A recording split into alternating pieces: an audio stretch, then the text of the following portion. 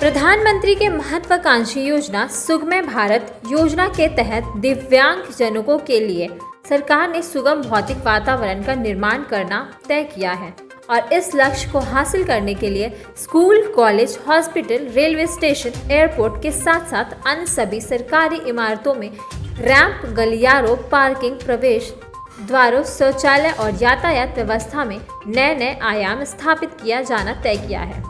परिवहन स्वतंत्र जीवन का एक महत्वपूर्ण घटक है। परिवहन चाहे हवाई यात्रा, बस यात्रा, टैक्सियों और ट्रेनों सहित अन्य क्षेत्रों को आच्छादित करता है। अगर में परिवहन प्रणाली एक ऐसी बहुतैत जनसंख्या जिनमें सुगम परिवहन की आवश्यकता है, गतिशीलता को प्रतिबंधित करती है, आवागमन की स्वतंत्रता एवं सक्रिय भागीदारी को बंधित करती है। सुगम्य भारत अभियान विकलांग व्यक्तियों के लिए गरिमा और स्वतंत्रता के सार्वजनिक और निजी परिवहन सुविधाओं के उपयोग करने के लिए एक समान अधिकार प्रदान करने पर केंद्रित है। यदि हवाई अड्डा या रेलवे स्टेशन यदि सुगम है और एक विकलांग व्यक्ति को प्रवेश करने सभी सुविधाओं का उपयोग करना हवाई जहाज में सवार होने और उतरने में कोई बाधा नहीं देती, तो सरकार वहां खुद को सफल मानती है।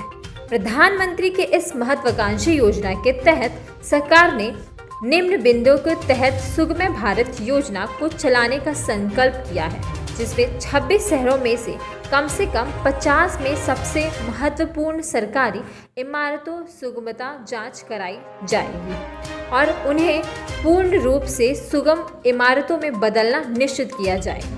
24 शहरों में कम से कम 25 से अधिक सरकारी इमारतों को सुगम्य भारत अभियान के तहत इमारतों में 2022 तक कार्य किया जाएगा।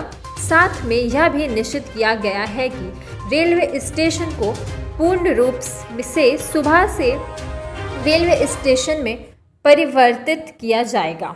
सभी रेलवे बोगियों जिनमें प्रथम श्रेणी वातानुकूलित, द्वितीय श्रेणी वातानुकूलित, तृतीय श्रेणी खुले एवं क्लास फर्स्ट विकलांग श्रेणी डिब्बों के रूप में सुगम्य भारत अभियान के तहत विकलांगों के लिए केंद्रित किया जाएगा। आंचल प्रकाश, निदेशक, प्रयागराज एयरपोर्ट। कर रही हैं, आपको थोड़ी सी प्रॉब्लम है, एयरपोर्ट अथॉरिटीज ने आपको किस तरीके से हेल्प की और आपको कैसा लग रहा है? I feel I am traveling alone. I am traveling alone. I don't have anyone with me. I didn't face any problem throughout the journey. The time of check-in,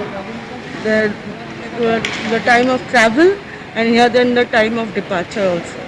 Which kind of facilities that you are getting from the side of the airport? देखिए, जो दिव्यांग जन हैं और जो differently abled लोग हैं, उस पे 2 स्तर पे रेलवे कार्य करती है। एक तो स्टेशन पे जो हमारी फैसिलिटीज़ हैं, स्टेशन से जुड़ी जो फिक्स्ड इंफ्रास्ट्रक्चर है उसमें फैसिलिटीज़ क्रिएट की जाती हैं।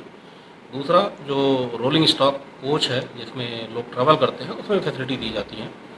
तो कोच में जो आपका गार्ड कंपार्टमेंट रहता है, उस गार्ड कंपार्टमेंट में डिफरेंटली एबल्ड लोग जो रहते हैं उसके लिए जो टॉयलेट्स हैं, जो बैठने की व्यवस्था है, जो हैंड रेल है, जो दरवाजे की चौड़ाई होती है, वो सारा कुछ उस हिसाब से बनाया जाता है कि अगर वो व्हील चेयर में भी जाना चाहें तो व्हील चेयर में चले जाएँ।